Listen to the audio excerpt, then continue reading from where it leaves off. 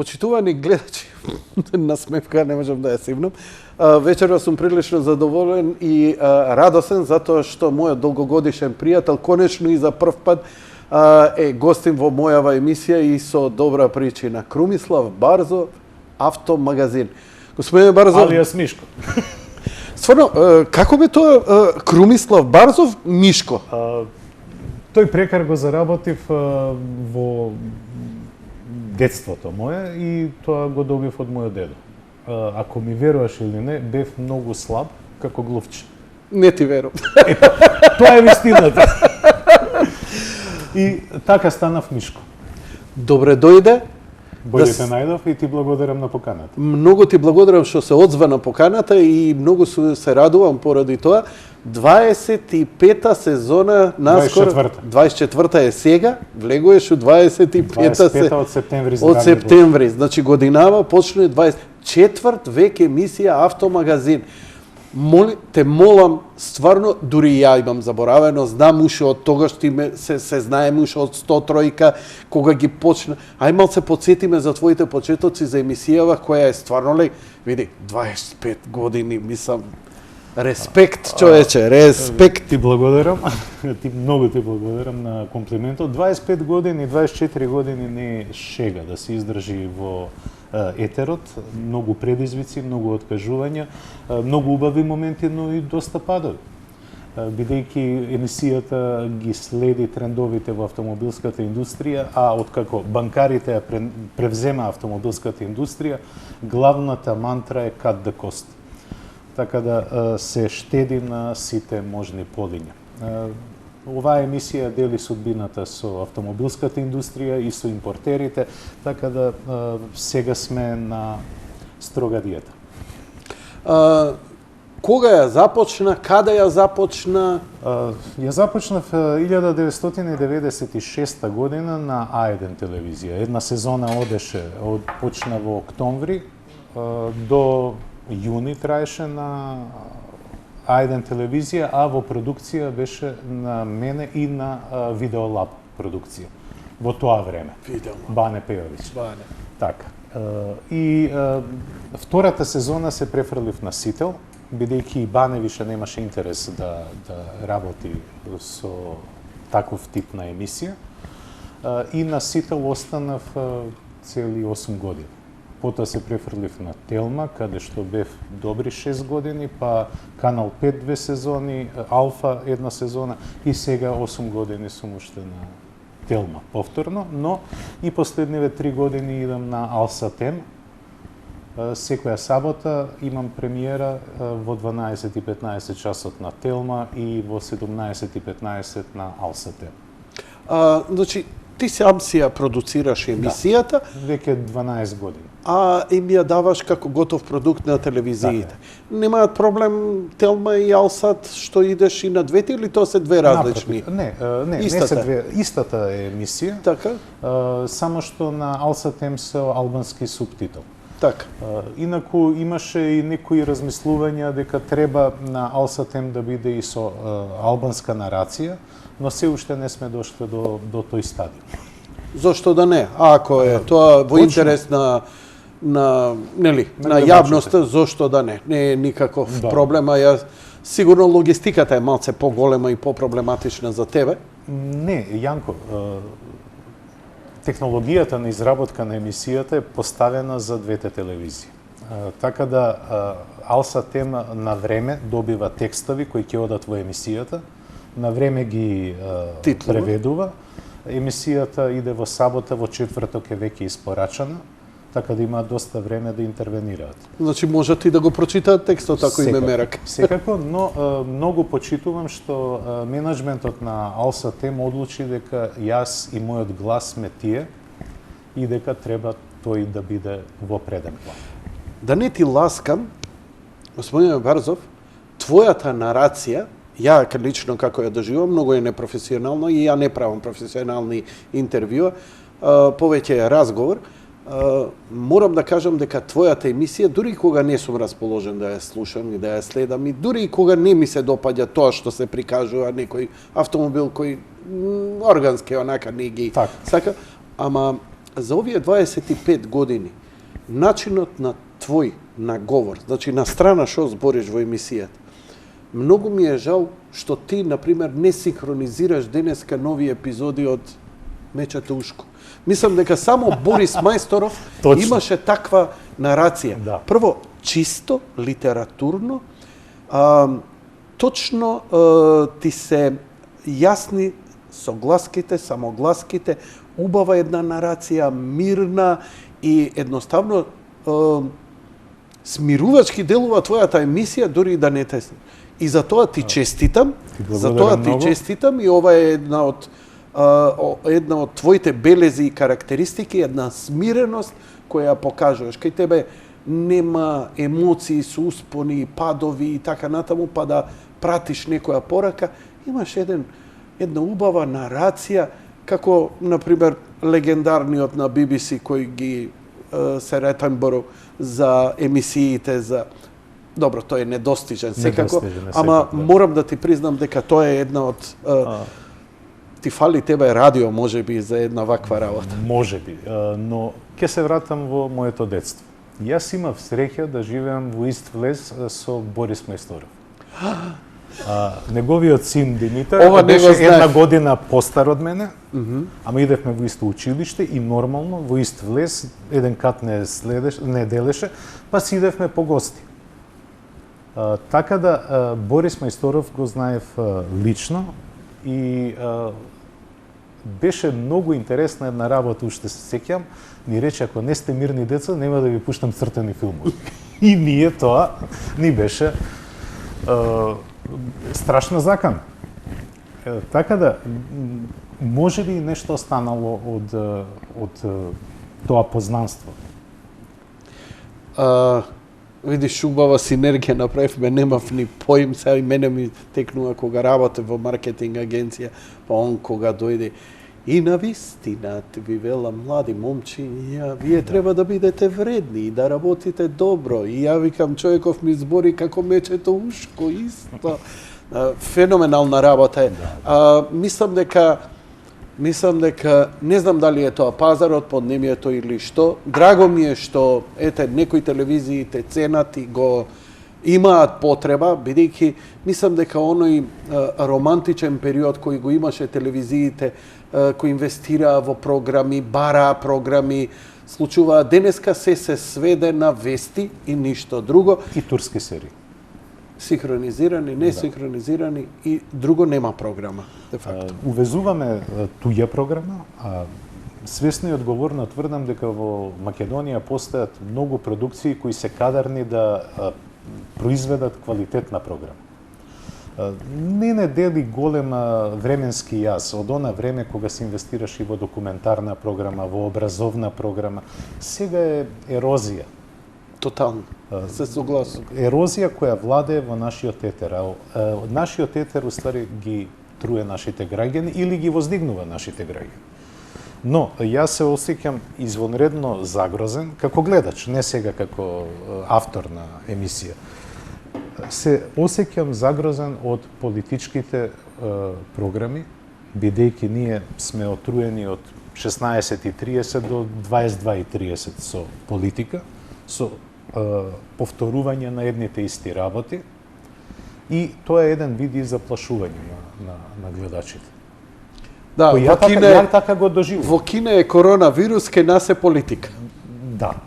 Ама бидете срекни што ветруеме со политика, бидејќи коронавирусот е поопасен. Не, верувај да те смирам. Поопасно од коронавирусот е обичниот грип. Обичниот грип секоја година уништува убива 500.000 луѓе. Да. Короната уби до сега 350 луѓе. Ама медиската покриеност која добива корона е убиствена. Тоа е тоа страв преку политика, лошата вест е секогаш примална. Но, ајде, да се вратиме на твојата емисија. 25 години, оди еднаш неделно со пауза за летните месеци, да речеме така. Значи, во сезона едно испорачуваме 40 премиери. Wow. Тоа е, значи, некаде, обично почнуваме од големите сајми, тоа се Франкфурт или Париз, кои се биеналиња, се менуваат и завршуваме негде пред годишните одмори, значи првата половина на јули. Кажи ми, како успеваш? Бидејќи те гледам, нема голем саем, а да не си таму присутен. Тоа снимаш прилози таму и идеш и сето тоа. Многу ми интересира, пошто знам колкава логистика мене ми треба само за едно интервју. Да говори едно ово. Како успеваш и сето тоа да го покриеш и финансиски и да бидеш таму и да направиш интересна емисија, да ни прикажеш на наш јазик најновите продукти од автомобилската и светска индустрија? Прво, во почетокот се борев многу на Советот за радиодифузија, но и на телевизиите да им објаснам дека мојата мисија и мојата емисија се од информативен карактер. Не се од пропаганден карактер или пак од комерцијален карактер. Со таа желба и таа идеја тргнав и се уште се држам до неа. Да се покриваат големи светски саеми е привилегија, но и голема обврска. Бидејќи во последните години саемите како смотри на автомобили и на технологија опаѓаат, бидејќи електронските медиуми зазимаат се поголем дел од колачот, но и пенетрацијата кон потрошувачите е многу поголема. Новите генерации на конзументи не сакаат да го опипаат и да го доживеат производот. Тие сакаат штури податоци, а благодарение на поволните услови на финансирање во одредени развиени земји, не е проблем ако некој не му се допаѓа производот да го смени или да го репрограмира финансирањето за некој друг производ. Па така и интересот за саемите опаѓа. Се случуваат едни страшни откажувања.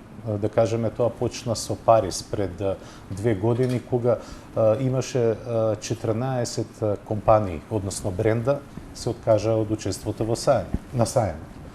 Ударот се прелива и кон Франкфурт. Париз и Франкфурт се бастиони на една силна автомобилска индустрија, француската и германската.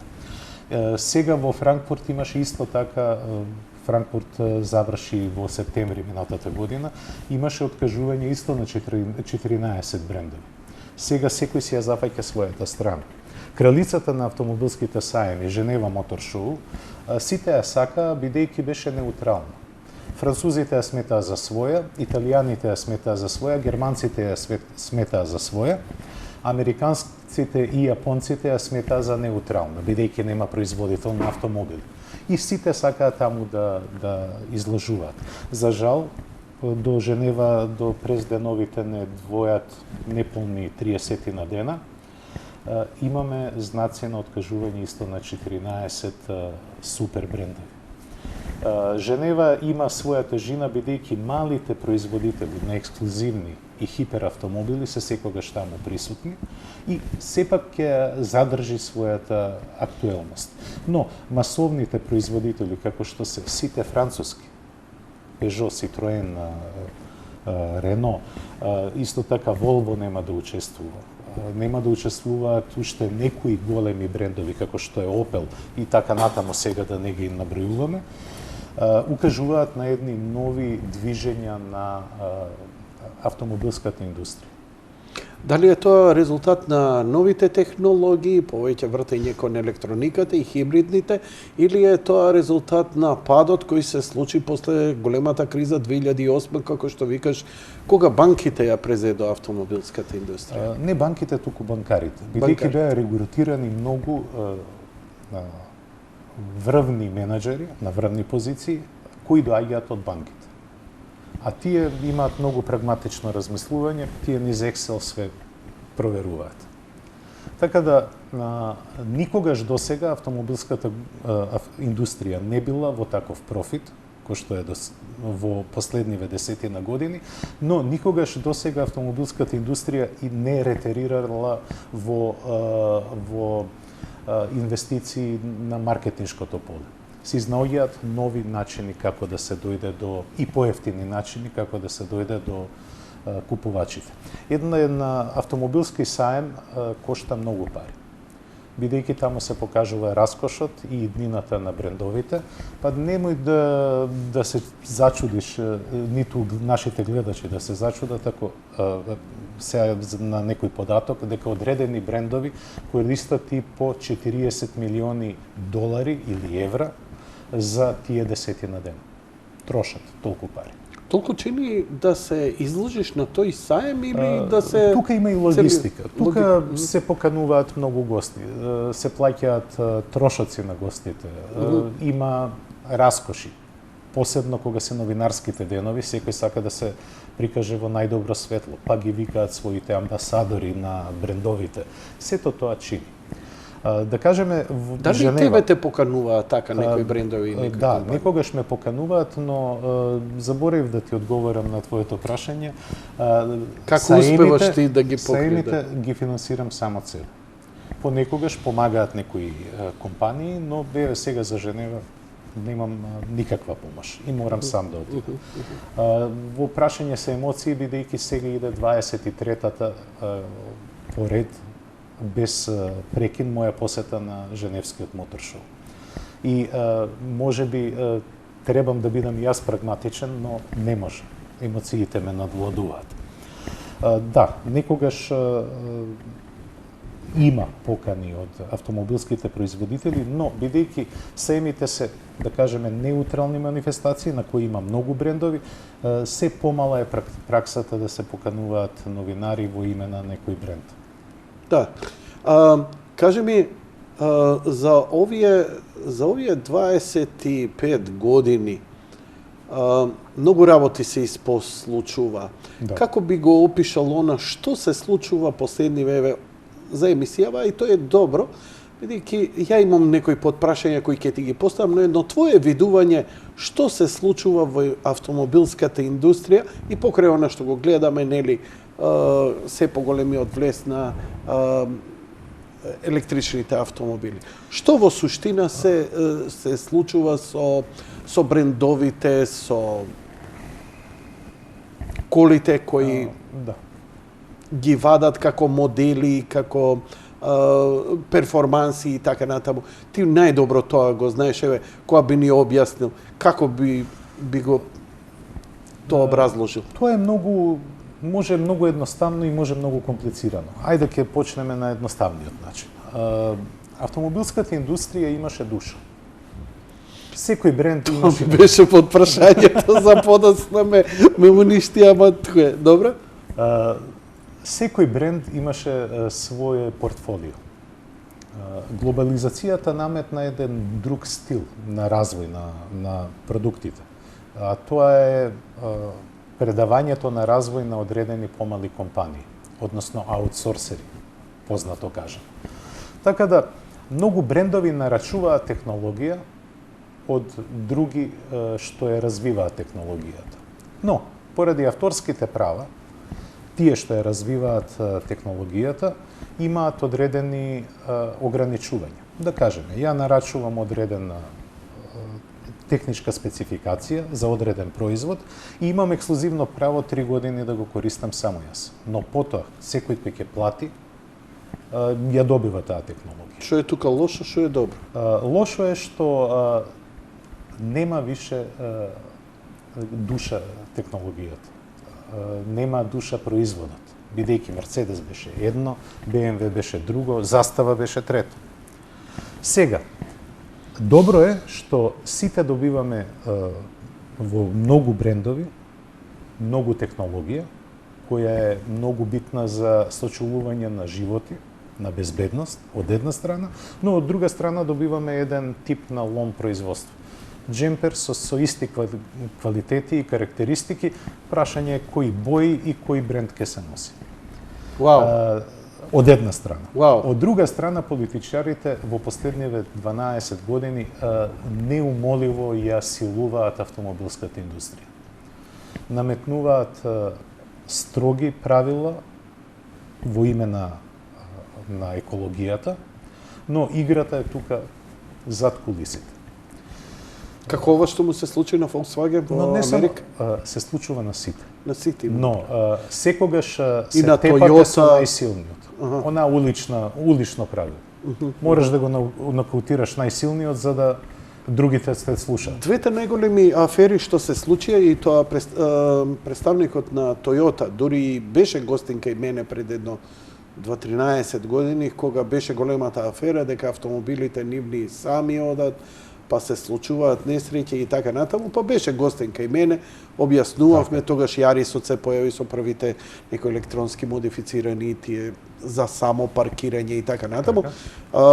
И тогаш ми стана мене интересно, иако не ја следам ја автомобилската индустрија, дека навистина има политика, дека големи брендови или последново беше нели со тестот за загадување на лажирање на Volkswagen и така натаму.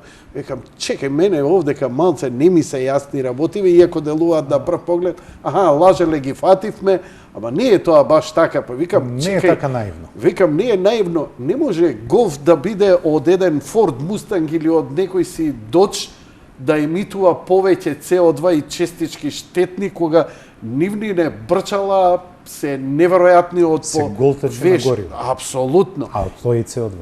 Да. Америка е интересна држава. Кој бил ја сватил. Америка, да кажеме, не е подписник ни на Киото протоколот, ниту на Парискиот протокол, кои ги дефинираат емисиите на CO2. И тоа во име на нивната индустрија. Но во нивната држава Америка може да прави што сака. И тоа е позитивно, затоа што ја заштитува својата индустрија и своите работни места. И тоа е легитимно, нели? Но ја гледам проблематиката на еден многу поинаков начин. Автомобилската индустрија има извонреден технолошки напредок, но политичарите не се задоволни од тоа. Затоа што гледаат како повеќе да ја казнат тој успех. Со нови намети, нови правила на игра, нови регулативи за издувни гасови и така натаму. Во последните 20 години сменети се 4 стандарди за издувни гасови.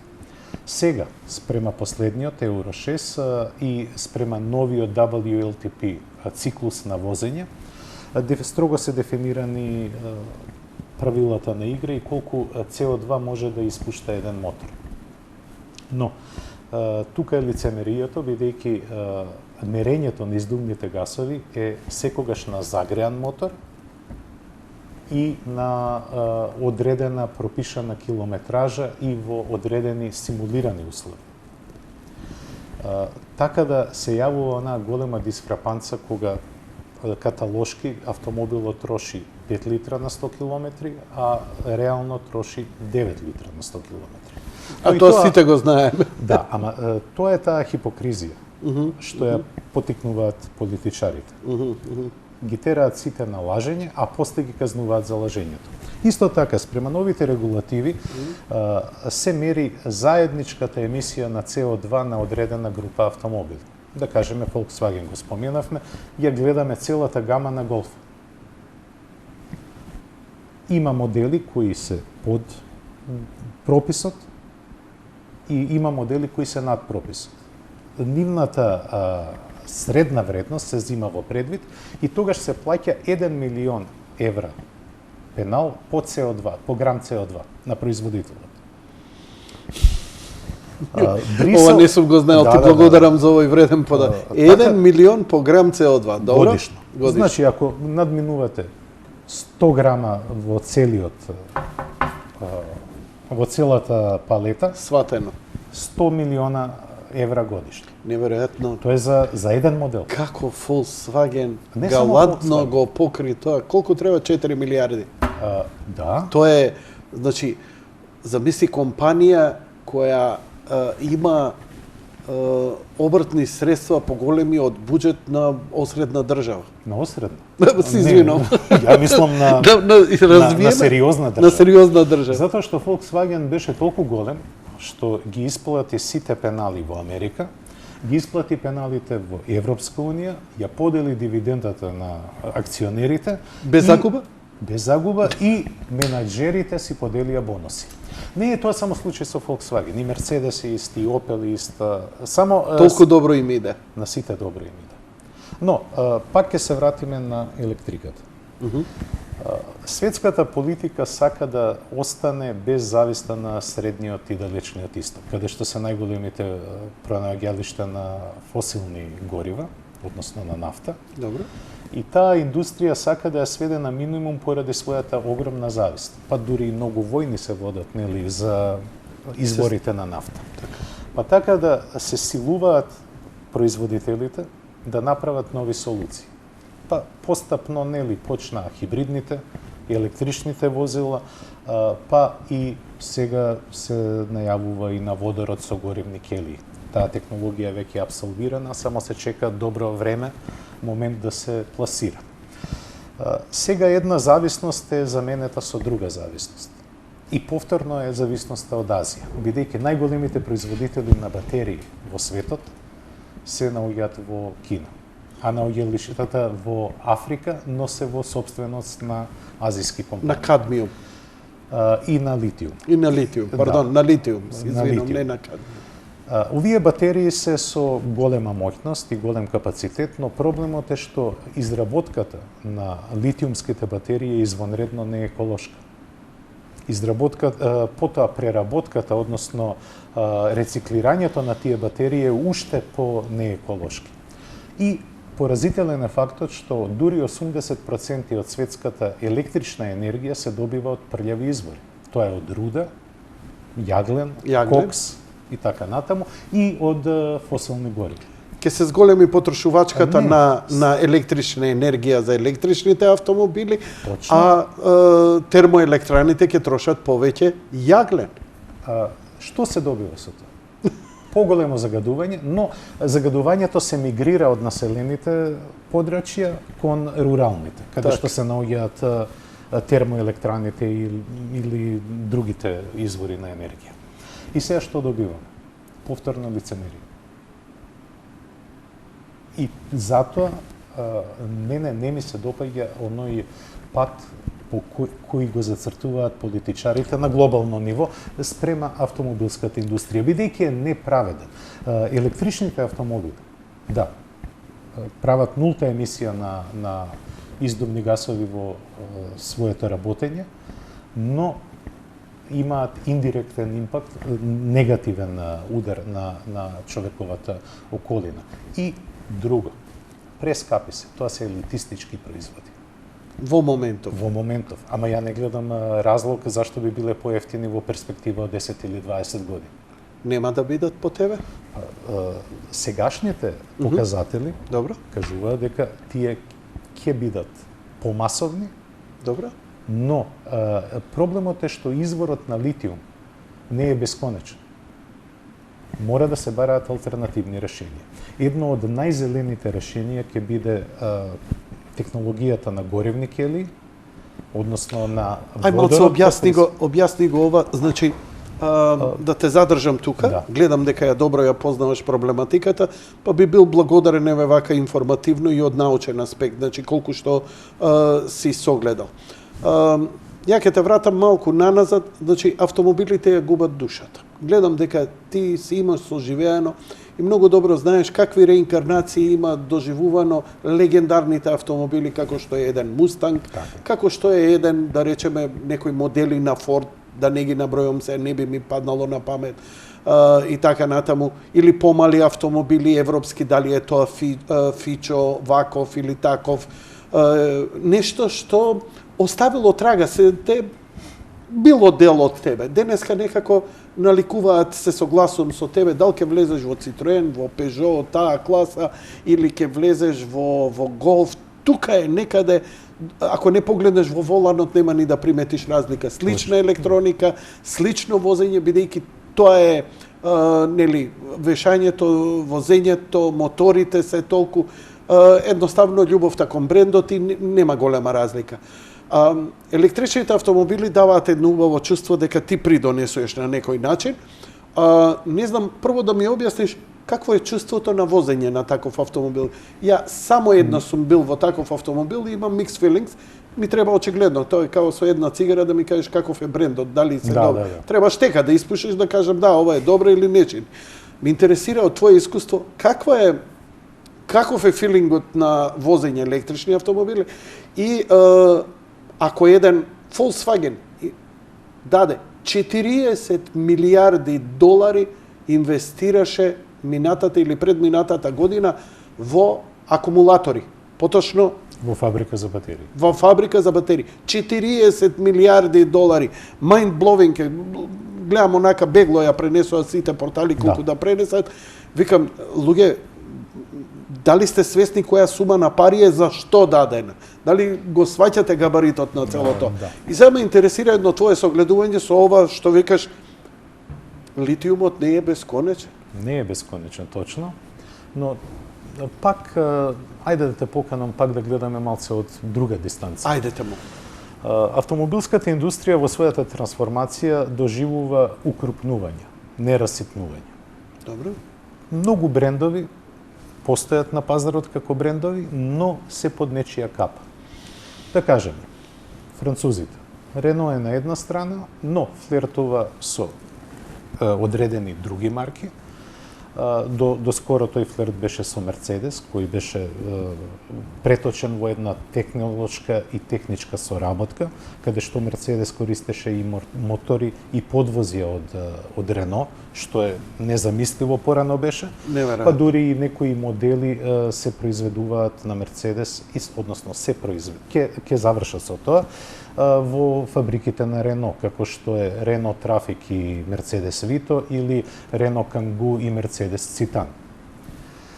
Од една страна. Од друга страна па ја имаме групацијата PSA, каде што тато е Peugeot, Citroen има помал удел, односно улога во тоа семејство, но на тоа семејство пред година и пол се приклучи Opel, кој од традиционален загубар, 30 години загубар беше, преку година и пол стана во добар профит.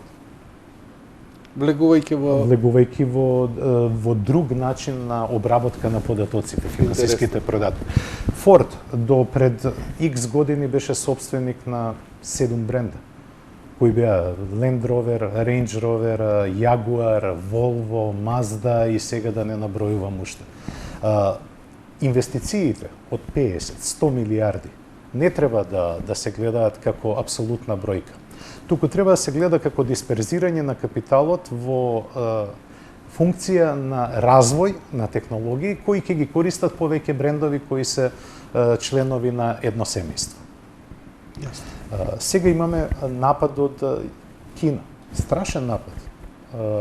Господинот Ли Шуфу, кој е собственик на брендот Гили, сега е собственик и на иконскиот London Taxi International, собственик е на Volvo, 10% како поединец има во Daimler.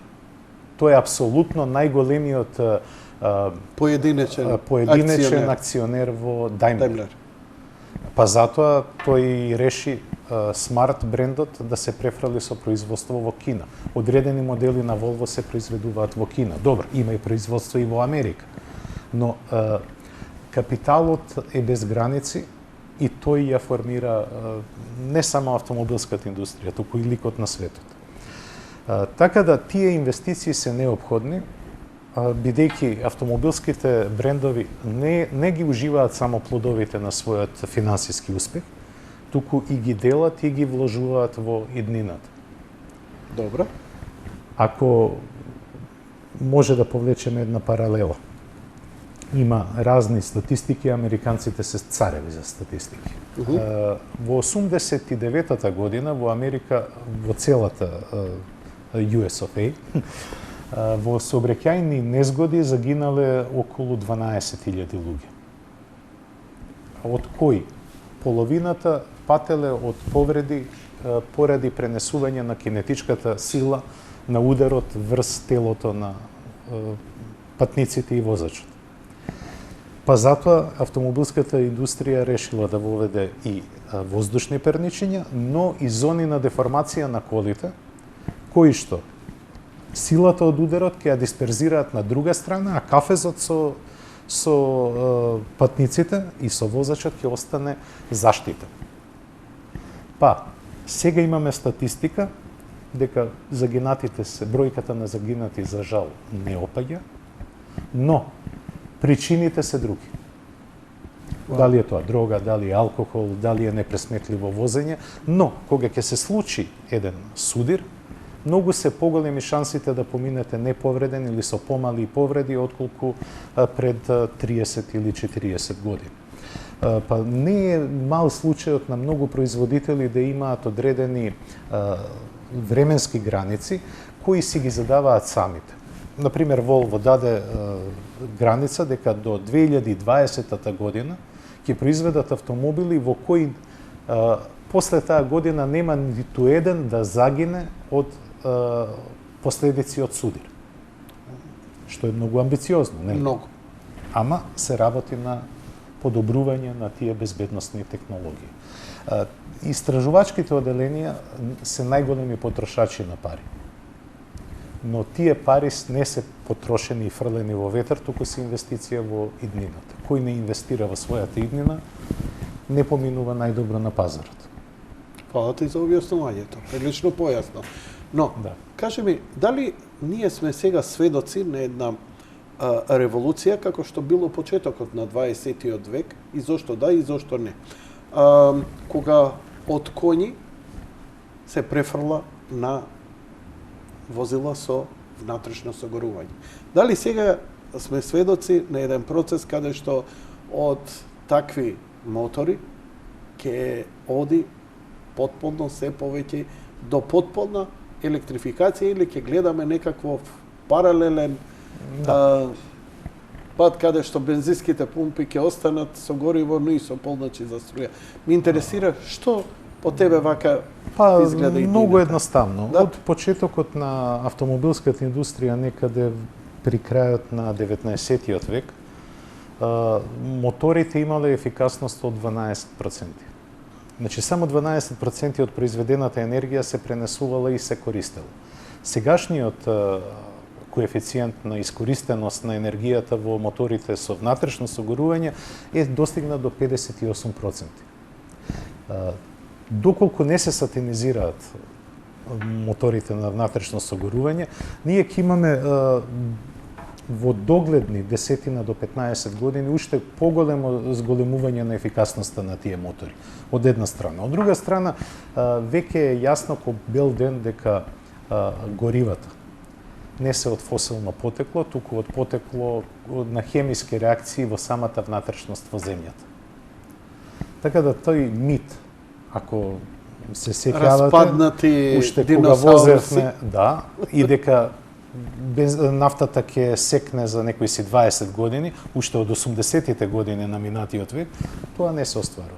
Напротив, се наоѓаат нови наоѓалишта уште побогати. Се работи за влијание и за моќ. Електромоторите ова имаат... бара цела емисија, оваа твоја изјава бара цела тоа е емисија. факт. Не, прашање е дали имам стручен човек да најдам во Македонија кој само за тоа ќе Има. говори за еден хемиски, за новите сознанија за тие хемиски процеси кои се случуваат, бидејќи е фасцинантно. Бидејќи не учеа, нели умреле диносаурусите со милиони години, Па се па сега распаѓале. тоа, па сега кога го вадат го пунат со вода и тоа исчезна, а ваму ги откриваат се поголеми наоѓалишта него на северот, на северниот пол, нели сега големата битка што ќе биде, територијата Русија што ја зафаќа, се повеќе и повеќе, тогаш зошто би се откажале од, нели, па се ти велиш геостратешката политика да немаат зависност од Русија, од далечниот, од блискиот исток, И да од не тие, чуде. ајде да идеме во струја, ама струјата дали е ефикасна кога имаме неефикасни обновливи извори на енергија, значи соларни панели, соларни се. И тука се појавува нели еден Елон Маск со Тесла кој турка нови, храбри и интересни технологии и во обновлива енергија и во батерии. Елон и Маск добар е пиар. посебна приказка. Добро. Ако сакаш ќе ја начнеме малку, но да се вратиме прво Повели. на технологиите. Ја би Електромоторите се извонредни, бидејќи од самиот почеток на нивното работење даваат максимална перформанса. Како ти е тебе на возење? Мене ми е убаво затоа што секој ќе го сака моторот, електромоторот, бидејќи забрзувањата се линеарни и многу брзи, а вртежниот момент што уствари одредува начинот и леснотијата на движење е максимален од 0 до максимум. Значи има една друга филозофија на возење. Проблемот на електричните возила се батериите кои во овој момент се многу тешки, маса голема зазимаат и се многу скапи. Дури 48% од цената на електричните возила отпаѓа на батериите. И тука е негде као околу 300 километри раат возење, да речеме. Реално возење. Бидејќи колку и да се Збориме зимно време кај што грење максимум ќе пуштиш. Тука доаѓаме до она што го викаат what's the catch. What's the catch? Кетчот Да, е тоа 500 што километри летно време без клима уклучена, порамен пат и така натаму. Да, но- Ама реално тргни застани. тргни ладно. застани не е толку голем проблем. Најголемиот проблем на батериите е тоа што не сакаат осцилација на температура. На ниска температура брзо се празнат, релативно брзо. На висока температура се загреваат многу и повторно ја губат енергијата. Исто така не сакаат брзо полнење, бидејќи со брзо полнење векот на батериите, на келиите се намалува рапидно. Сега имаме релативно брзи полначи кои на одредени места достигнуваат и 100 киловат-час. Па затоа можеме дури 80% од батеријата да наполниме за половина час. Но полнењето на тие 20% трае уште 3 часа. Популарни се електровозилата и само позитивните страни се истакнуваат. Рековте за обновливи извори на енергија. Тоа се ограничени. Прво е водата, потоа се фотоволтаичните и ветерот. Сега да се направат фотоволтаични фарми, ќе изгубиме голем дел од почвата. А сега во овој момент со 7,5 милиарди жители, земјата се соочува со глад. Сигурен ли си во тоа? Сигурен сум. Затоа што видов една статистика дека за да го снабдиш целиот свет и сите возила со електрична енергија, доволна е една територија која би покривала колку цела Македонија, за цел свет. Тоа не е многу. Тоа се Имаше една точка која Елон Маск ја покажа во Тексас вика и ова е вика доволно цел свет со фотоволтаични. Не е вика толку тоа. Која познава струјата, јас не сум стручен за струја, но знам, се сеќавам дека во транспортот на струја се губи струја. Да, ти ќе ја произведеш, ама ама транспортирањето што правиме со него? Јасно. Потоа, пак ќе се створат одредени центри на моќ и на влијание кои нема да одговараат на големите сили и големите економии. Да не беше така и Тесла, све од Тесла ќе се прифатеше денес. Точно, баш така. Оваа приказка со електрификацијата е многу комплексна и има многу дупки. Тоа изгледа како една пита од Едамер Сире. Има структура, но има и многу дупки, кои допрва ќе треба да се елаборираат. Но сите... Имаме друг извор кој се вика водород и горевни келии. Објасни нам се повеќе. Многу едноставно. Се прават јаглеродни решетки, Добро. низ кое поминува водородот. Добро.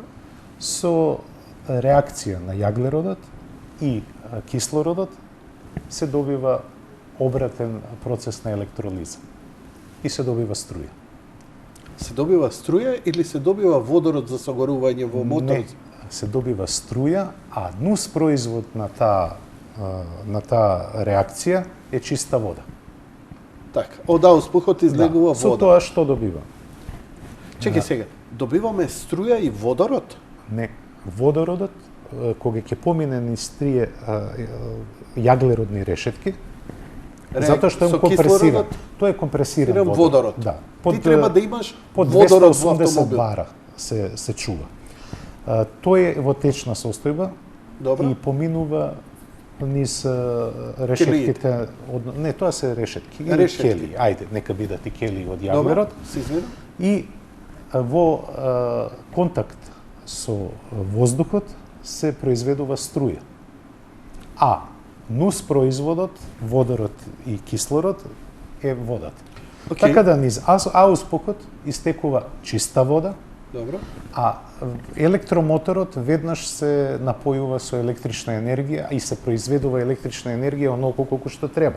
Значи, Концептот- во самиот автомобил имаме генератор на електрична енергија, Да. Хемиски процес хемиски кој процес. е обратен од електролизат. Многу едноставно. Какви се перформансите? Одлични, Да извонредни речеме, и колкав е многу тој кратно. и колку произведува енергија. Вака, јас последната водородно возило беше тоа четвртата генерација на General Motors возилата. Пред 15 на години во Америка го возев Сиквел, Chevrolet Сиквел, кој беше третата генерација, а потоа во Берлин бев поканет и на четвртата генерација на возење и ги возевме низ Берлин. Се вози како и секој ауто, но предноста е што се губи баластот на тежината на батериите. Зошто? Самиот немате батерија. не е тежок генераторот? Не. Колкав е? Електромоторот си е електромотор. И он си тежи некои си 50, 60, 100 кг. Но овој генератор на електрична енергија, колкав е и тој стои кај на местото за моторот, така? До моторот стои, додека резервоарот на течен водород се наоѓа на местото кај резервоарот на бензин. И колку он може да... Он собира, да? тогаш собираше 6 килограми водород, компресиран водород, и тоа беше доволно за движење околу 400 километри. Добро, Цената беше 2,5 евра на килограм. добро. Зошто? Оваа водородна технологија има, на компримиран водород има еден недостаток, а таа е што бара многу енергија за да остане во течна состојба. Па така во Берлин има една пумпа, бензинска станица уствари, која има и водород, но целата постројка е зима лете под мраз. Затоа што водородот да биде течен, му треба голема компресија или да биде оладен на апсолутна нула, на минус 275 степени Целзиуса. Затоа се троши многу електрична енергија за да остане во течна состојба. И самиот автомобил мора да го држи во таква, Кога или е- по самата компресија го држи во течна Точно. состојба. Целата компресија во резервоарот го држи во течна состојба. Колкава е таа компресија во атмосфера? 250 бара, што не е science fiction више. Абсолвирана е и безбедноста на тие резервоари, бидејќи тие издржуваат и до 70 пати посилен притисок при удар. Кажи ми, Значи не може кој да имаме- дојде до експлозија. имаме резервоар и На имаме течен генератор на течен водород и имаме генератор со тие кели. Колкав е тој генератор? Тој не е генератор, тоа е само Што е? плоча, Плоча. плочи, систем на плочи, низ кои поминува Колкаво е водород. тоа по тежина и по големина? По тежина е не повеќе од 20 на килограми, а инаку волуменот е, ајде да кажеме 50 на 50 сантиметри, со дебелина околу 17 или 18 сантиметри. Зошто тогаш оваа не се фаворизира, која е исто така многу поеколошка, да речеме еколошка? Да. Што е тука политиката сега идење толку многу во електрични, а не во водородни мотори, кои се во суштина електрични мотори без големи и тешки акумулатори? Toyota е пионер во многу технологии во автомобилската индустрија, меѓу кои Toyota ги форсираше првично хибридните возила. Хибридни на... Хибридни на струја и мотор на внатрешно согорување. Добро, на кои тие се и хибридни сега, зборови. да. Добро. Тие хибриди, не на плагин хибриди, бидејќи концептот е малце поинаков. Ќе го објасниме и тој концепт. Сега Toyota има комерцијално возило кое се вика Mirai и кое користи водород. Најголемиот проблем сега за водородот е тоа што инфраструктурата е скапа. Значи треба да се направи нова инфраструктура за точење на гориво. Тоа го немаат сите, да речеме, го немаат сите бензински пумпи и Не може да го има, треба Ова е тоа тој автомобил. Да. Сега не судете според изгледот, судете според карактерот. Добро, знаеме и со Приусот што направија најеколошко возило беше на времето, а со најгрт изглед можеби. Да. Тојота, но едно и друго. Тојота е голема затоа што успеа да ја спротне таа технологија и да ја наметне како глобална, не само поради технолошкиот развој, туку и поради својата филозофија која наметна и на други производители. Да кажеме на BMW. Бидејќи тие има убава соработка техничко-технолошка, Toyota зимаше дизел мотори, а даваше хибридни технологии на BMW. Па оттаму и BMW направи две електрични возила, i3 и i8. i8 од неодамна отиде во историјата, но BMW останува на хибридната технологија и на електромобилите. Тоа е исто со Daimler. Бидејќи Daimler одамна експериментира со хибридните технологии, но и со водородните горивни келии, бидејќи Daimler многу вложува и е еден од главните играчи во европскиот вселенски програм. И тоа се технологии кои во иднина ќе ни овозможат и непречено напојување на изолирани места со струја.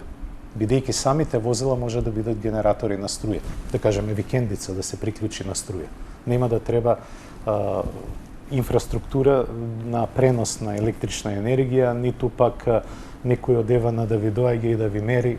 Да имаш една цистерна во која ќе чуваш водород. Самиот автомобил е покретна цистерна која утредента може да продуцира, односно да напојува струја живеалиште. Колку киловат часови може на ден да произведе еден таков генератор? Нема ограничување, зависи каква е потрошувачката. Добро. И тој податок, искрен да видам, не го знам. Со еден резервоар од 6 литри компресиран? 6 килограми. 6 килограми? Да, тоа би дошло негде околу 8,5 литри. Добро. Толку тежат, 6,5 килограми. Со нив може да се помине околу 400 километри или пак може да се напојува една куќа со струја, непречено едно домаќинство да функционира 3 дена. Вау. 20 киловати на ден? Без проблем. Без проблем. Но, како што реков, треба да се извадат инвестициите кои се вложени, да кажеме, во електричната енергија, за да полека настапи нова технологија. Тоа е законот, економскиот закон. Сметаш дека првин треба да ја преживееме електричнава навалница која ќе се случи, па после тоа ќе дојде или ќе иде паралелно овој? Ја мислам дека паралелно ќе иде со горивните келии и со водородот, затоа што цената по тебе еден, да речеме, еден 2,5 евра е сега во момент. Не, цена на автомобил на чинење еден хибриден со водороден автомобил со еден електричен. Спрема сегашната технологија и капацитети на производство, тие се скапи. Но мислам дека се далеку поевтини од електричните автомобили, како прво, а како второ се далеку поеколошки. Во последниве 10 на 15 години технологијата добива се по-брзи циклуси на рециклирање. Ова ми е, дали, бидејќи електричните мотори се развиени максимално добро сега. И за електричните автомобили. Да, ама проблем се батериите. Проблем се батериите. И производството на струја. Но самиот овој генератор на електрична енергија кај водородните, дали е он скап? Дали е технологијата уште усовршена? Колку ефикасноста негова? 100% е ефикасноста. Трошоците на производството на водород не се толку скапи колку што се трошоците на чување на водородот. Но се работи и на таа технологија на компримирање на водород во поголеми танкери, па за да се избегне трошењето на електричната енергија за да го очувува во течна состојба. Да им објаснам и на најголемите лаици. Водород е она цевки недолги што овие заварувачи ги земаат кога заваруваат и тоа е тоа што го... Тоа е тоа. Само треба да го има по Бензинските помпи. Бензинските помпи, точно. Но мора да биде во течна состава. За да се направи таа хемиска реакција која треба да се направи. Но А не може да се да се преиначи да биде во гасовите, ете, ако е многу скапо. не, Па сегашната да се преиначи технологија во течна под висок притисок кога би се, не знам, за импровизирам. сега не. Не. За сега не. Мора течна. Од производство до влегување во автомобилот мора да е цело време течна. Мора да е А во течна одржувањето во суштина е најтешкото тука. Да, одржувањето на течната состојба на водородот е најскапо. Имаме Но- некај нас помпа кај што некој Не. Кај нас Водороден автомобил проблем е нема. да се Не. Па знаете што? Ајде сега ќе бидам малку вулгарен. Тоа е исто како да зборите за интернет во средина во која уште нема струја. Ние имаме голем проблем со полнењето на електричните, односно на хибридните возила. Ужасно. Ева на нешто прави. Не може да ги осудуваме луѓето, но тука треба и легислатива. Што правиме со таа струја? Бидејќи сега концептите на електричните возила налагаат потполно нови визии на искористеноста на струјата која се наоѓа во автомобилите. Па да кажеме, сега Honda развива технологија која заедно со уште други производители на струја, која ќе го гледа автомобилот како единица за производство на струја. Па, кога сте паркирани дома и најавите дека не требате никаде да одите, ако е побарувачката на струја многу голема, тогаш вашиот автомобил ќе ја позајми акумулираната струја од своите батерии во мрежата, а кога ќе падне побарувачката, тој повторно ќе се полни. Така да секој собственик на возило и Ова е концепт идејата на Елон Маск. Он на 10.000 купувачи 10.000 купувачи на оние големине батерии 24 киловолтни и 18 киловолтни батерии што ги произведе, најефикасни во свет за домовите, чии кровови се со електроволтаични панели, Да. со тоа што да можат и таа вишокот на енергијата да ја враќаат во мрежата, а и начинот да им биде многу поевтин за полнењето на нивните домашни автомобили, да не зависат. Тој концепт што го спомнавте е актуелен 20 на години и тоа се развива паралелно со системот на водород. Бидејќи идејата на водородните возила не е само да не загадуваат, туку да донесат електрична енергија на места кај што не е исплатливо да се донесе електричната енергија. Тоа е изворедна идеја и Елон очи ми Маск, отвора. Кажи ми што ти качува притисок. Гледам типов? дека ме провоцирате но ја имам амбивалентни Добро? размислување околу Елон Маск. Добро. Јас мислам дека Елон Маск технологиите кои ги форсира се многу добри за наменската индустрија и затоа добива огромни пари од Американската влада. не само од владата, туку и од НАСА. За да развие одредени акумулации на енергија за одредени услови. Пред се тоа е извонредно потребно за подморниците, иако имаат нуклеарен погон, но и многу е потребно за истражување на Вселената.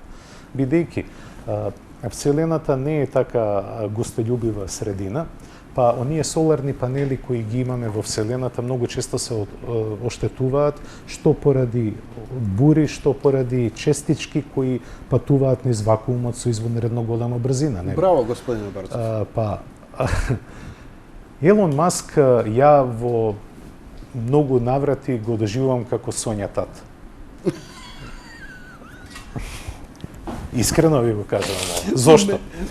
Елон Маск со својата Тесла произведува 365.000 автомобили годишно, Добро. а номиналната берзанска вредност на компанијата Тесла е стигната до 300 милиарди долари. Добро. Од една страна, а од друга страна... Што е дискрепанцата во... Сега ќе ви кажам што е дискрепанцата. Рековме 365.000 возила годишно. Добро. И 300 милиони вредност на фабриката, милиарди, а заедно General Motors и Ford, кои произведуваат преку 17 милиони автомобили годишно не вредат ни пола од тоа. Шпекулациите се основниот двигател на сите берзи. Така е.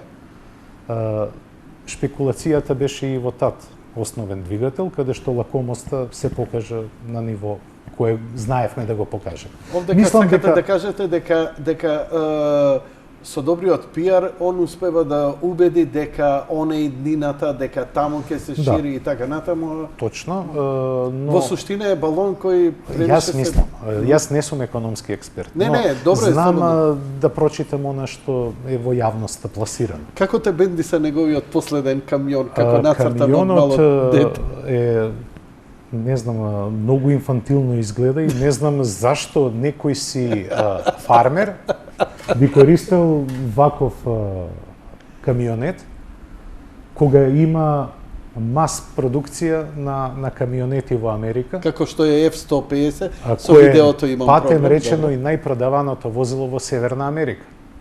Да. Во историјата на Северна Америка. F-150 Фордот, потоа Доджот, Рам, да, тоа се возила Шевроле и така натаму. Тојотата, тие пикапи и точно, така натаму. Секој има свој адут. Сега оваа карикатура вика дека и иднината. Гледате дека со самата презентација Елон Маск алудира на опремување на полиција и војска со ова возило. Не алудира на фармерите. Да, ова замисли го само со машинган од озгоре, веќе ќе со добие. еден начекан би лупале по возилото. И да покажуваат колку е еластичен материјалот или колку напор може да издржи. Можете ли да ни помогнете во вториот дел од емисијата, да ни помогнете на нас широката публика, вака еден убав вовет ни дадовте, една убава широка слика, да ни помогнете што и како да се снајдеме со автомобили. Што купуваме на старо, што купуваме на ново, за регулативите. Тоа е извонредно интересна тема за разговор, посебно регулативите, што ги споменавте и новата легислатива за патнички моторни возила. Многу ќе ни користи на нас гледачите покрај овој ревијален дел. Режија, одиме со еден блок реклами, а веднаш потоа се враќаме назад во студио, ќе продолжиме со разговорот.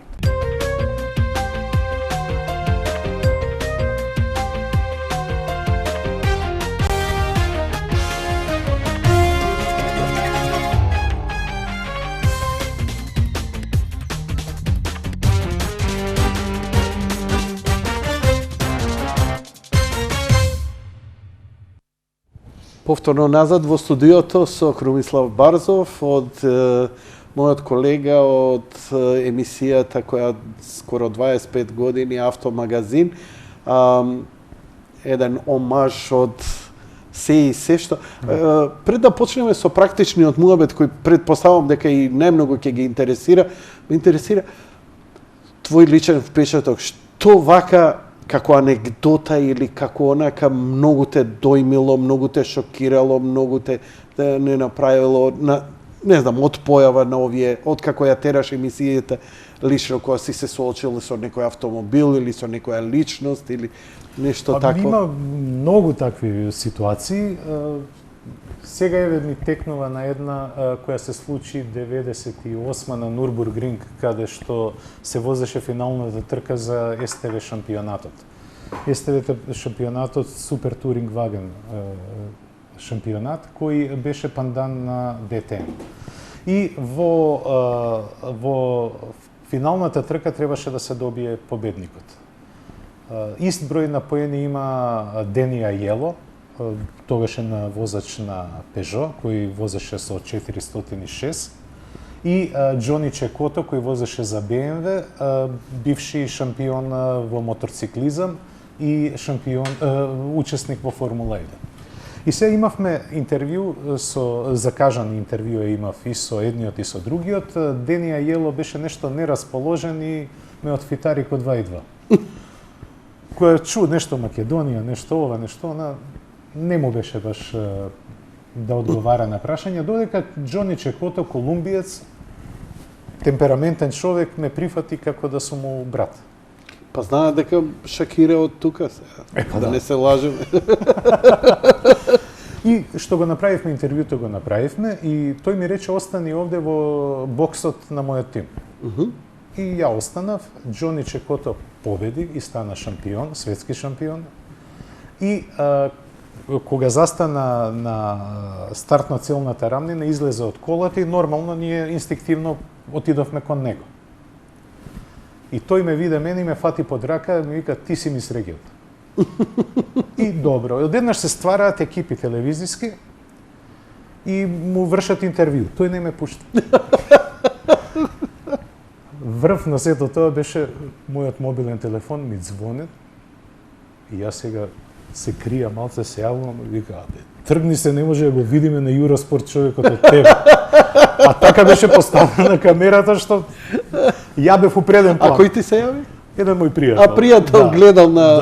Да, гледал на Юроспорт и вика, тргни се да го видиме човекот. Кажи ми, вака се, малце, онака, на кратки прашања одговори.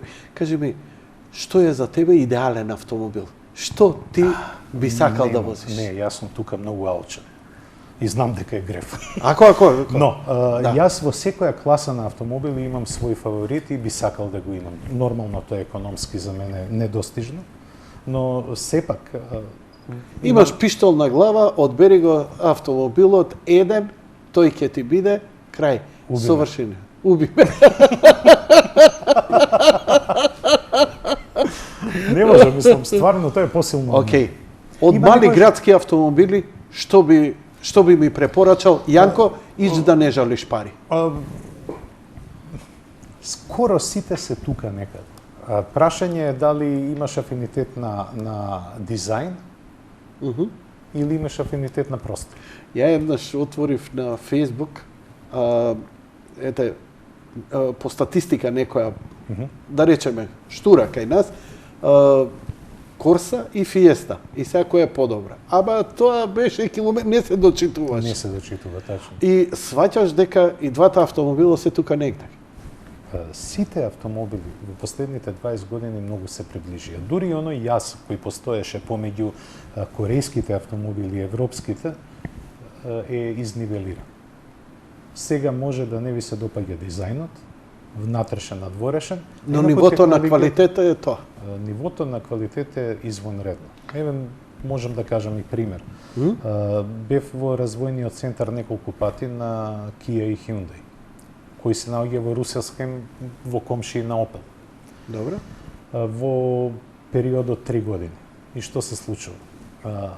Не можев да го препознам развојното оделение, затоа што се е темелно изменето и подредено на нови технологии, на тестирање на нови технологии и така натаму. Не спијат ни другите производители.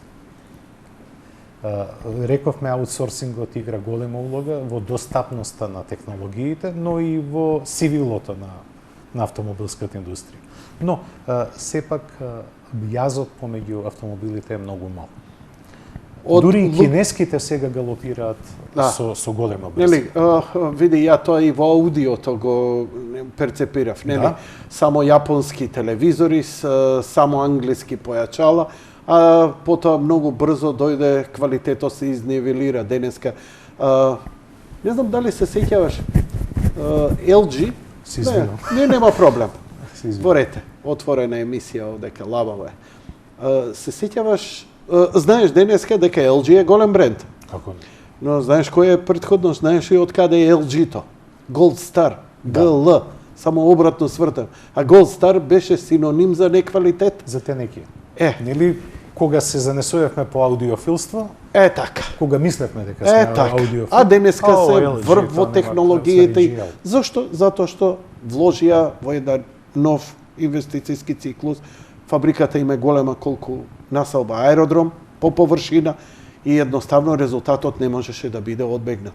Така што слично е гледам и во автомобилската индустрија и треба да се верува дека таму се подобри и подобри решенија ќе идат. Пред да идам на следното прашање, да ми одговориш, кој е луксузниот автомобил кој би го возел? во висока класа.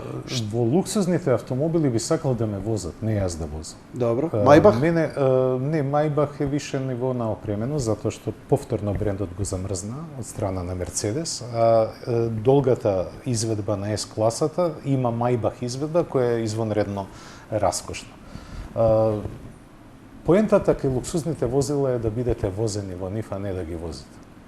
И тоа не може да го сватат одредени луѓе кај нас, кои инвестираат во своите возила под и 200 и повеќе илјади евра, од една страна, а од друга страна сами ги возат. Што е нонсенс. Што ти би возел?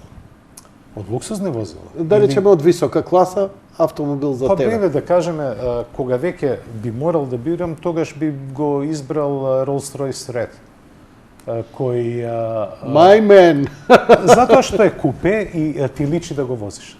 А да купиш Фантом или Мајбах, Треба да те возат. треба да те возат, а не ти да возиш. Како ти е впечатокот од сувот на SUV на Rolls-Royce? Логичен редослед на работите. На работите. Ништо Сите повеќе. извадеа. Сите извадија, десви турци, таму и мали муја, што би се рекло. Сега ми се изгуби тоа е- мислата што сакав. Еве уште ова да те прашам. Гледам дека се повеќе на страна електричните автомобили и високата технологија овозможија се поголема автономија на возење. Секако повторно Шалабајзеров наш Елон Маск со сите успони и падови, но успеа да натера светот се повеќе и повеќе, го сврте вниманието на тоа, тој и притисокот на јавноста кон да вложуваат се повеќе во тие автономни системи. Сум видел кај S-класата на Мерцедес феноменални работи, каде што ноќна камера нон-стоп следи што и со тоа помага во тоа, но овдека доаѓаме, дали идеме кон едно такво да ти стварно можеш и да задремеш, да не се извадиш од памет, а пак да не дојдеш до животозагрозувачка ситуација. Да, но тоа ќе биде вообичаено кај нас и во светот. Поентата е следна. Во развиените држави луѓето поминуваат многу време патувајќи до своите работни места. Скоро цел час. И повеќе. Да. И тоа во еден смер. Значи, во денот може да се изгубат до 4 до 5 часа само во транспорт.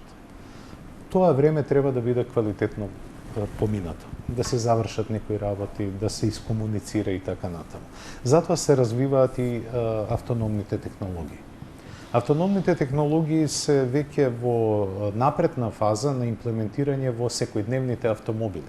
Ние во многу нормални автомобили кои чинат не повеќе од 35.000 евра имаме системи кои се веќе од фаза 3 од автономните технологии.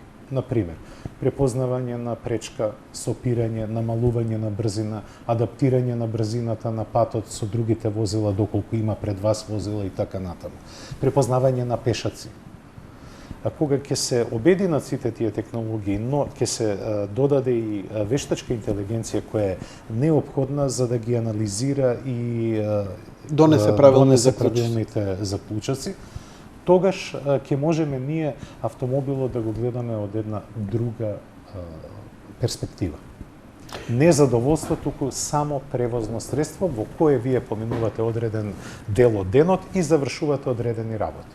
Господин Брзов, најголемото откровение за мене во автомобилската индустрија ми беше дека најновите технологии безбедносни прво биле развиени за камионите, за тешките возила.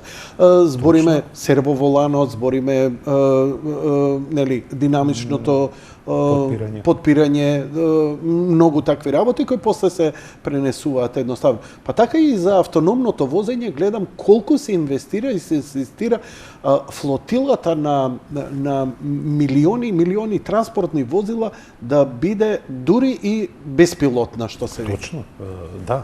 Волво со своите камиони, па и МАН, и Сканија, и Мерцедес, сите производители, имаат големи инвестиции по прашање на автономните технологии. Многу од нив сега ги тестираат тие автономни технологии во изолирани услови, да кажеме површински копови, каде што огромни транспортери кои имаат носивост и до 150 тона, беспилотно одат автономно.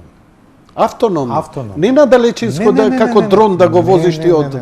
Автономно, веќе во Шведска има одредени рудници каде што се движат автономни товарни возила. Значи, научно-фантастичните филмови што сум ги гледал стануваат реалност. Реалност, Станислав Лем е више реалност. Браво. И убаво што го спомнале. Да. СФ-от кој владееше во 40-тите, 50-ти години на минатиот век, сега е во голема мерка реалност. Орсон Велс, се извинувам, не Орсон Велс. Жилвер? Не, извини, Артур Кларк? Мора Ресет. Ајде, Ресет. Животинска фарма. Орвел. Орвел, а не Орсон Велс. Добро. Джордж Орвел. Джордж Орвел. Ти благодарам. No problem. Тоа е више реалност 20 години. Колективно наблюдување се и секого секаде. Секаде. Така. Ова е еден инструмент за колективно наблюдување. Да, иако за сега нелегално, но во секој случај знаат во секој момент кај сум и што сум преку GPS. Навигацијата на автомобилот јавува секогаш каде сте, бидејќи секогаш има контакт со 7 сателита. Сета таа технологија која е имплементирана ден денеска е првично развиена за воената индустрија и за разузнавачките служби. Апсолутно, тука се согласувам, така. Автомобилската индустрија само употребува, дојде време да употребува одредени производи.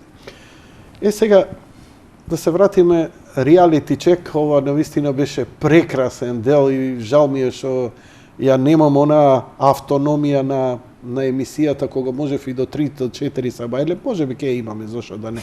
И ја не сум се потрудил, џабе кукам. Нели, можеби јас сум станал мрза. Вака кажи ми, започне еден голем процес на големи промени на правилата.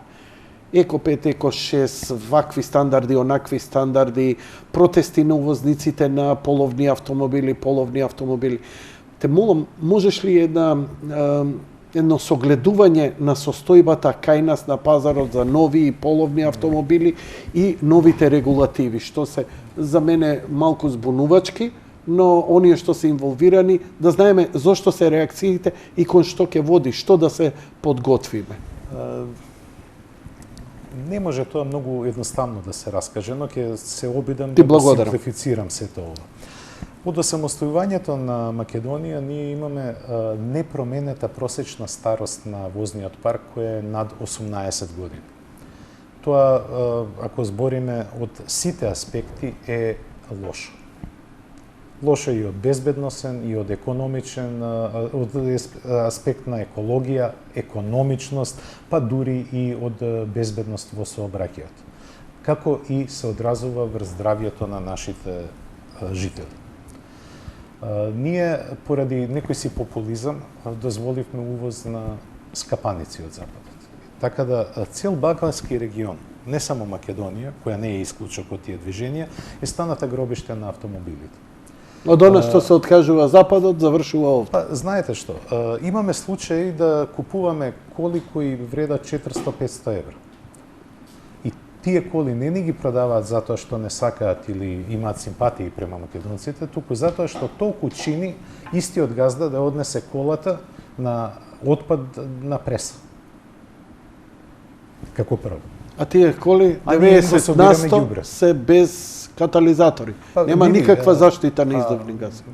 Нема, или се застарени моторите кои емитуваат висока емисија на издувни газови, од една страна, од друга страна ние сме извонредно искомплексиран народ.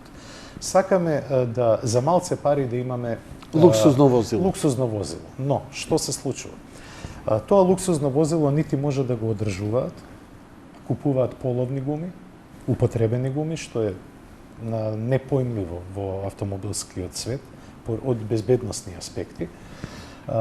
Тие се еколошка бомба и тие возила се безбедносна бомба, бидејќи се сеќавате некаде околу 2010-2011 година, кога на сите дневници, на сите телевизиски станици имаше бар по една сообраќајка во која живот изгубија двојца, тројца, четворица луѓе.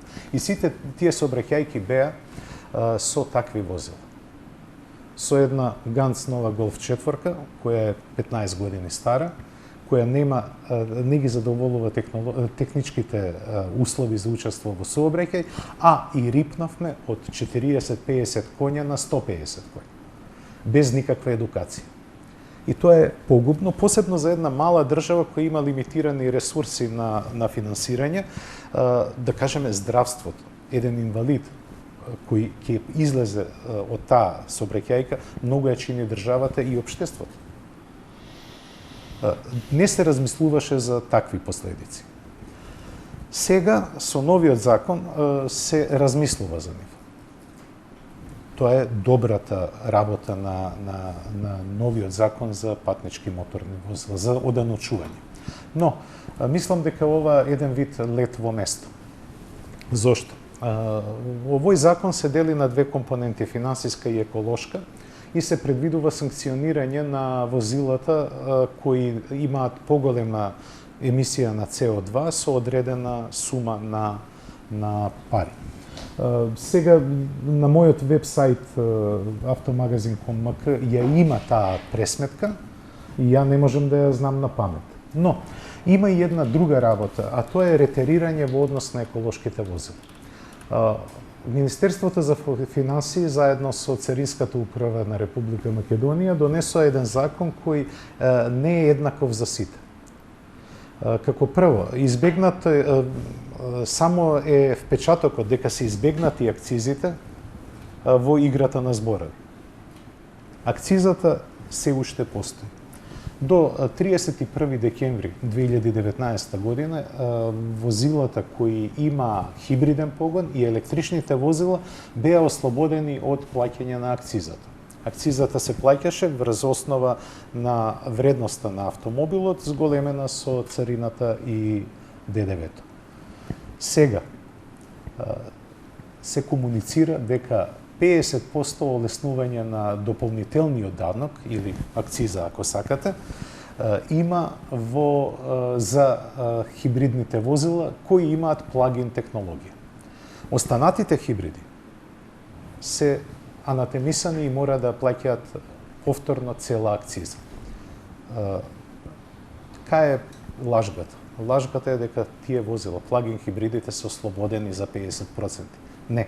Тие се поскапи за 50%, бидејќи до 31 декември не се плаќаше никаков екстра данок на таквите возила. Тоа е под број 1. Под број 2 ја уништуваат компетитивноста, односно конкурентноста на пазарот. Затоа што одредени производители мораат за своите хибриди да плаќаат екстра данок во полни износи. Така да, само производители кои имаат плагин технологија, а тоа е хибридот, да се овозможи на возилото полнење на електрична мрежа и потоа автономно возење од некои си 50 до 60 км само на електричен погон. Додека другите хибриди имаат поинаков концепт. Тие нон-стоп ја комбинираат работата на моторот со внатрешно согорување, кој е генератор на батериите, но и кинетичката сила на сопирањето се претвара во електрична енергија која се таложи, односно се собира во батериите. Па така и тие возила во својот циклус на полнење на еден резервар се способни да поминат 100-120 км само на струја. Сега, зошто тие возила се казнети и таа технологија? Има и технологија која е наречена mild hybrid, умерен хибрид, кој работи на 48 волтни системи, кои ја пак полнат батеријата. Но батеријата, односно акумулаторот, не го погонува електромотор, бидејќи нема. Туку таа енергија складирана се користи за електричните системи во колата, како што се манипулирањето со прозорците, клима уредот и така натаму. И јас се сложувам тие возила да бидат оданочени. Но хибридите кои овозможуваат со нивниот погон да се помине автономна километража на електричен погон, тоа е неправда што е направено. Од Царинската управа, односно едните од креаторите на овој закон, ме убедуваат дека ќе се работи на овој закон и дека ќе настанат соодветни промени, а немам одговор зошто е донесена таква една неправилна одлука. Што се однесува до половните автомобили, нашиот пазар велиш дека се го констатираш како собиралиште на отпад кој се не тркало. само нашиот. Бугарија. Истото е. Истото се случува во Румънија. За во Романија 2-3 да истото е. купиш луксузен автомобил, да го возиш, пушти од чалам на неизживеност кој мора да го претрпиме со сите последици по здравјето. Иначе, не е само затоа што сретнувам дека, пази, психологија на еден данец, холандјанец, со далеку повисок стандард од нас, и свест. ајде свест не зборам. Еве, зборам далеку по. Значи може да си дозволи Порше да си купи. Не, он зема мал градски автомобил и нема проблем. Треба. Овдека секој втор автомобил е голем, луксузен. Па ние живееме за комшиите, не живееме за себе. Дизел, се е на дизел. Нека е дизел. Проблемот е да бидат дизелите со соодветна технологија на прочистување и соодветни издувни гасови. Ние се уште имаме увоз на Евро 4 кој не е баш најадекватен еколошки закон. Уствари пропис, норма. Ние мораме да ги совладаме нашите ниски страсти како купувачи, бидејќи многу македонци имаат повеќе на улица отколку дома. Многу македонци се луѓе кои сакаат да се покажат во едно, ајде да кажеме, фантастично светло за себе. Да возат супер автомобил, макар бил и стар, да имаат топ гардероба и да можат во кафана да одат. Психологијата на купувачите во поразвиените земји е сосема обратна. Тој купува многу опремен автомобил, мал со метража, затоа што ја почитува технологијата која него ќе му го олесни животот и учеството во сообраќајот. И лесно да паркира, што е проблемот Точно. најголем денеска. Да, ние немаме паркинзи. Секаде. Ние немаме паркинзи. Доволен број на полначи. Ние сакаме да развиеме пазар на хибридни и електрични автомобили од една страна, од друга страна имаме многу лимитирани услови за полнење на тие Сите се автомобили. жалиме на загадувањето, а сите возиме автомобили со сомнителни издувни газови, количина на загадување. Точно, но и Велам во дека, пази, да не морализирам, и ја не сум ништо подобар во таа. Не е проблемот во автомобилите. Сега можеби некој ќе каже овој е гласник на автомобилската индустрија и платеник на автомобилската индустрија. Не, платеник на увозниците. Или на увозниците. Друго сакам да потенцирам. Во некои студии кои се направени од страна на некои невладени организации од Европската Унија, отпаѓа дека само 15% на загадувањето, на аерозагадувањето во Македонија отпаѓа на автомобилите.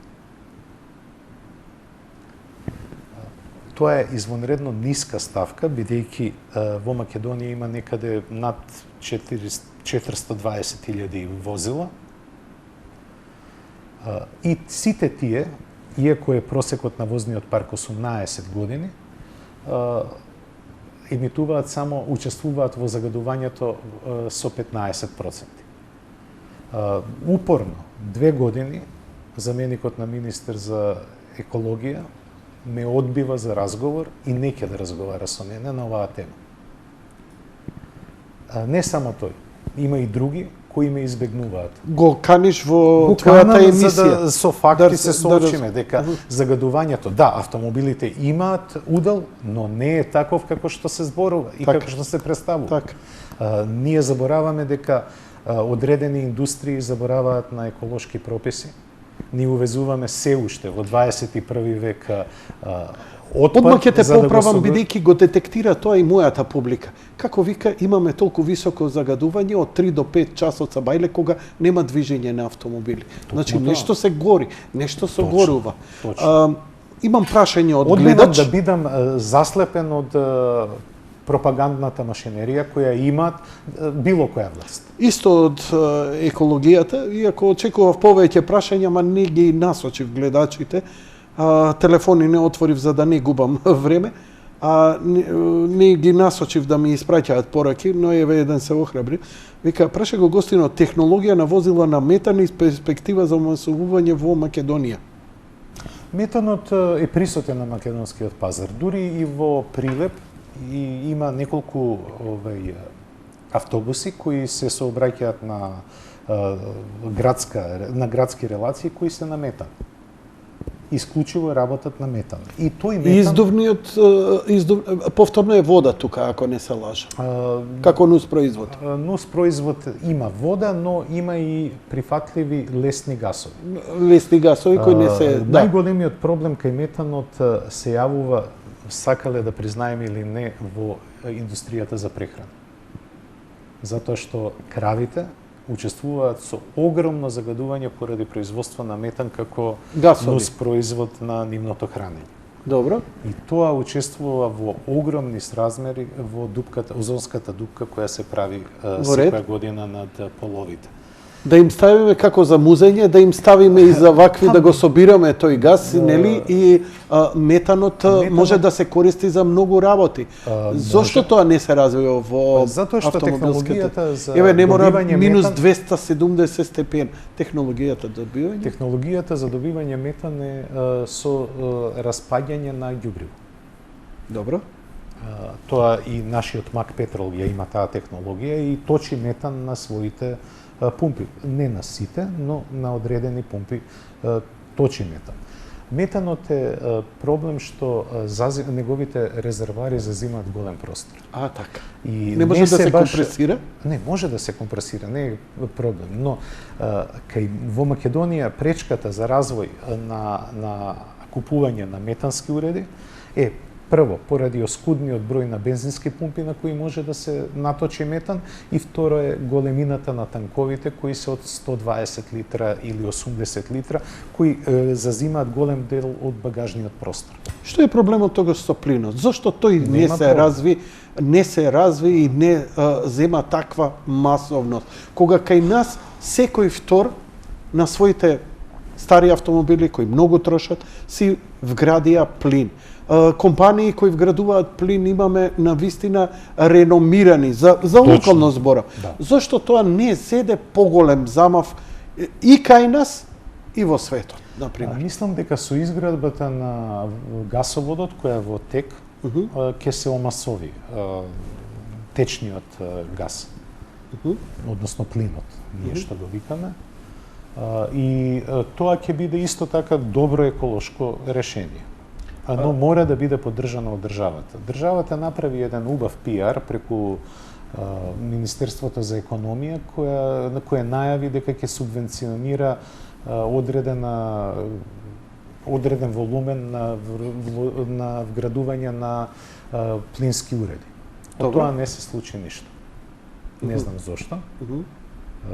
Но да возилата требаше секој што вградува плински уред да добие одредена субвенција. Секоја година таа субвенција ќе беше во износ од 200-300.000 евра. Нели, ако веќе возиме ѓубре, барем помалку да загадува, со тоа ќе беше многу идеално. Загадувањето е само еден дел од проблемот на возењето на ѓубре. Спомнавме реперкусиите од евентуални судири. Да. Гумите, млади животи, останување, застарување на управувачкиот и на сопирачкиот систем, да. Стабилизацијата. Еве една проста паралела, многу си во право. Дали сега би се оженил со Софија Лорен? Кажи ми искрено. Еве го вика да. Знаеш како ги вика? Знаеш како ги вика тие како тебе во филмот Ми нисмо анџели? Првиот дел. Знаеш како ги вика. Не, сиот респект. Малиот не знае која е Софија Лорен. Добро. Убаво звучи, те разбирам. Бесполезно. Ама, знаеш како, се уште ми се фасцинантни емисиите на оние препродавачи на автомобили, на реставрирање на автомобили, оние европски, на оние генијалци кај што ја не знам како од Господ да им е дадено талент и знаење да од ѓубре направат на вистина нешто убаво и повторно да иде на улица тоа. Точно, да се вози. Ама никој не кажува колку чини тоа да се вози повторно на улица. Бидејќи нашата држава треба да добро е што со новиот закон опфати една група на емисија на издувни гасови. Но тоа е еднократна надокнада. Што потреба треба да се направи?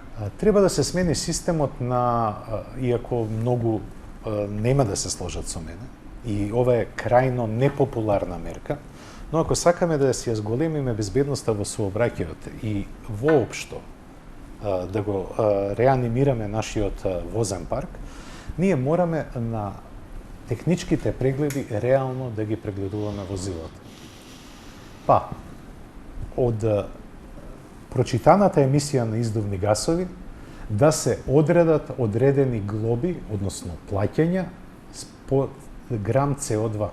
Па да видиме после дали ќе се возат BMW-ци стари 20-30 години, или дали ќе се возат Мерцедеси, или ќе се купуваат помали автомобили, но со потазе рок на дата на производство. Знам дека си во блиска соработка секако и заради типот и тоа е разбирливо со увозниците на нови автомобили, секако ти овозможуваат нови модели, ги тестираш, одлични, правиш ревјуа и така натаму, и тоа е добро, но она што ги разгневува гледачите не е неможноста и социјалниот момент да купи таков автомобил, кој навистина се прескапи за нашиот пазар, туку згоре на тоа, големата разлика во цени по неколку илјади евра, она што го има, не зборам за други европски земји, на Балканите. Например, скоро имаше, дадов некој пример на Facebook, каде одреден извозник на, нема да кажам кој автомобил, овдека во Скопје толку, во Љубљана толку, во Солун толку. Да. И испаѓа дека е тоа кај нас најскапо. Како да ние имаме такви некакви давачки, да имаме најскапи автомобили, како да штитиме не знам каква автомобилска индустрија. Тука е проблемот, затоа што еден од стабилните приходи во државната каса се акцизите и даноците на моторните возила, на патничките моторни возила. Ние само со игра на зборови го сменивме законот, а уствари ги направивме автомобилите поскапи. Се комуницира дека оние возила кои се до 10.000 вредност, влезна вредност, значи не оптоварени со давачки, немаат никакви давачки од прашање на екстра даночење. Но од денешна перспектива, многу малку автомобили влегуваат со цена до 10.000 евра. И тоа е пак едно лицемерие. 10.000 евра, Мишко, ај сега да се олабавиме крај на емисијата. Не, слободно. 10.000 евра е 20.000 марки. 20.000 марки сериозни автомобили се купува. Како тоа дојдоа автомобил да не можеш по 10.000 евра да најдеш? Ја мојот Ланос прв мој личен автомобил, Ланосот која го купив за 14.000 марки. Го купив 99-та година, што е некаде 7.000 евра. Сериозно добар автомобил за тие пари. Семеен автомобил. Се слагам. Играта не ја диктираме ние, со еврото све отиде под дупло. Све отиде дупло. Све отиде дупло и секогаш има ревизија на цените на автомобили во некаде помеѓу 22-та и 26-та и помеѓу 48-та и 50-та недела во годината. Тоа е наметнато од финансиските институции кои објавуваат инфлација. Тоа ли е тоа што викаш секој автоиндустријата кога ја презедоа банкари? Не, банкарите ја финансираат автомобилската индустрија, но на многу раководни места дојдоа банкари со банкарска логика. Тоа го кажа, него дали заради овие работи тоа се случува? Нормално. Не само ради тоа, но еве, па видете официјалната... На оваа масовност на автомобили во цел свет, наместо да добиваме поевтини, поопремени автомобили, ние имаме се поскапи автомобили. Знаете што, тоа е една спирала во која се влага и нема искачање. Гледам овој очаен обид што се обиде за 1000 или 2000 евра во Индија да направи тата автомобил достапен за секого. Па тоа треба да експлодира. Кој нема да го вози во Проблемот е што господинот Ратан Тата ги ништи економските логики на западниот свет. Тој има богатство поголемо од 200 милиарди долари, но тој има формирано многу фондови кои неговото богатство го насочуваат кон отварање на очите на масите. Значи, образование, здравство и така натаму. И тој не е добредојден во светот на Форбс, да кажеме, каде што се други најбогати луѓе. Така. Господинот Ратан Тата има капитал поголем од 240 милиарди. Дали сметаш дека тоа што го прави тоа е добро? Он го прави филантропски. Дали е тоа добро по тебе? Филантропијата тропа во погрешен век на вратата. Да се вратиме малку и околу таксацијата. Во Македонија врвот на продажбата беше некаде околу 2008 година, кога достигнавме близко 18.000 нови автомобили.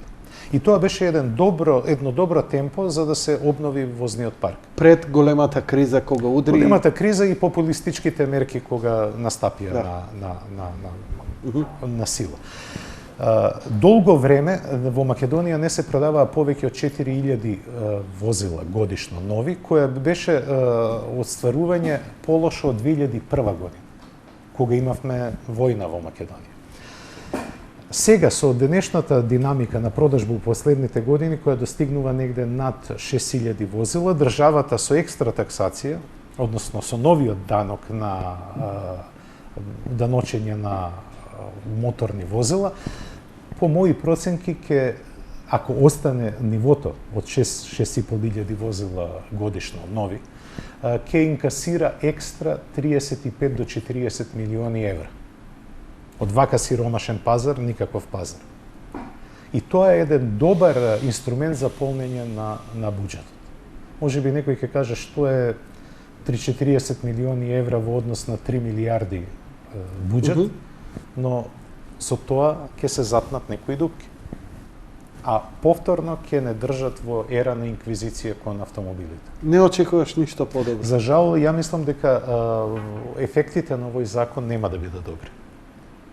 Значи не можеме да очекуваме цени како што ги имаат некои други држави, па и поразвиени, каде што цените се пониски и повисока опрема. Знаете што, не може да очекуваме поради државата, која има нови намети на даночење на возилата. Значи не е до возниците, одговорно тврдам дека возилата кои доаѓаат на македонскиот пазар се со ист квалитет како и за германскиот пазар, или за американскиот, или за јапонскиот пазар. Тој и јас сум убеден. И одговорно тврдам дека возилата во Македонија влагаат по поповолни цени, бидејќи сме посиромашен пазар, отколку за оние што идат во Германија или Шпанија или некои поразвиени пазари. Тоа го тврдам најодговорно што може. И заради тоа државата се лакоми и зема што е можно повеќе. Точно. И вика, ако ти имаш пари да купиш нов автомобил, има да те откорнеме од пари давање. Да, но за жал такви примери има и во Европската унија. Финска ништо не е подобра со даночење. Данска, вон Европската унија, Турција има драконски даноци, дури и за возилата произведени во Турција. А Турција има извонредно високо ниво на развиена автомобилска индустрија. Да. Што возиш сега? Јас сега возам Opel Insignia. Како си задоволен? Извонредно сум задоволен. Кој е годиште? 2018. Браво. Значи година и пол ја возам, имам поминато 19.000 километри и сум извонредно задоволен затоа што со семејството одевме на подолги патувања, еднаш до Истанбул, еднаш и до Пелопонез доле. Поминавме извонредно. Супер. Дури морам да ти ја цитирам мајка ми, која е прилично осетлива на автомобили. Ја земав од Маврово и возевме кај Скопје и беше воодушевена, вика, ова ти е како летечки кили. Не се чувствува ништо. Стварно, може би Opel е марка која не припаѓа во премиум сегментот, но припаѓа во разумниот сегмент, каде што нуди многу, а не кошта толку пуно. Дај ми ја мајка ти, јас со мојот C5 да ја возам на истата релација од 2001 да види што е на килим со хидраулика. Ти благодарам. Шега на страна. Ти благодарам за ова гостување. Ти Навистина на времето. бев убеден дека нема да ни дозволуваат 120 минути, ги искористивме максимално. Зарем. Вистинско задоволство ми беше, се надевам благодарам. повторно ќе бидеш гости. Кога треба ќе дојдам. Почитувани гледачи, тоа беше се за вечера. Благодарам за вашето внимание, лека ноќ и пријатно.